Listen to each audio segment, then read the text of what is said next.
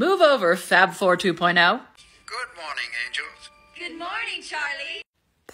Introducing the Charlie's Angels, the remake that we never asked for and did not need. According to the Royal Rota reporter for the Daily Mail, Rebecca English, we won't have a female monarch for another 3 generations, so thank goodness for Charlie's Angels, the coterie of strong women watching over the king. Well, power, but also what an antiquated thing to write in 2023. 'Cause after all, he's just a man. It's like she momentarily forgot she was supposed to be selling white feminism and picked up the 1950s box. This is just weird. I mean, the headline alone is enough. We could just end it here. But we're not going to. It opens up like a bargain bin spy novel. Crouching down in the heat and dust of a makeshift shelter, hair damply sticking to her brow, without a thought for the cameras, the Duchess of Edinburgh touched hearts on a low-key visit to Ethiopia this week. And then we transition into Charlie's Angels. Can't keep saying that. Here's an interesting piece of debatable history.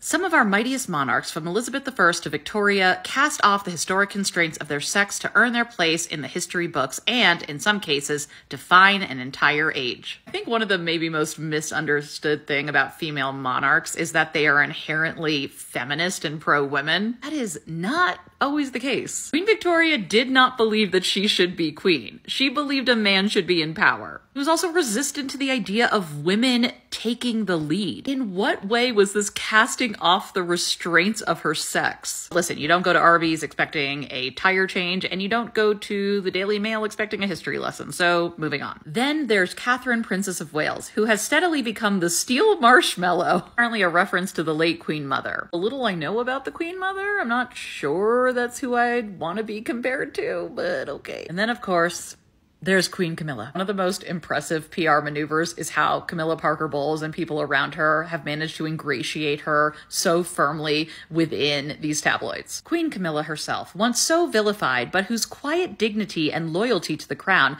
has seen her transformed into one of her husband's greatest assets. Sure. Okay. Indeed.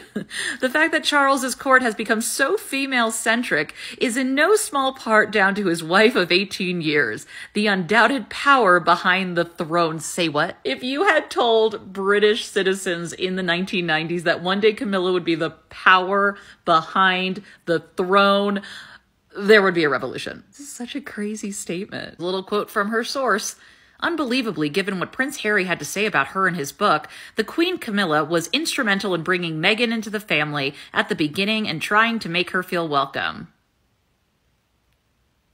Now, they say this, but there are no examples given. Here's another line I don't love. If the King and Harry are ever to be reconciled, let alone the 2 brothers, it will be by the guiding hand of the female members of the family.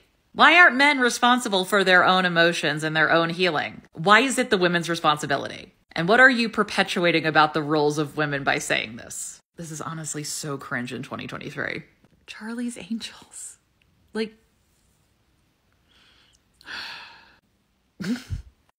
'tis a slow news day.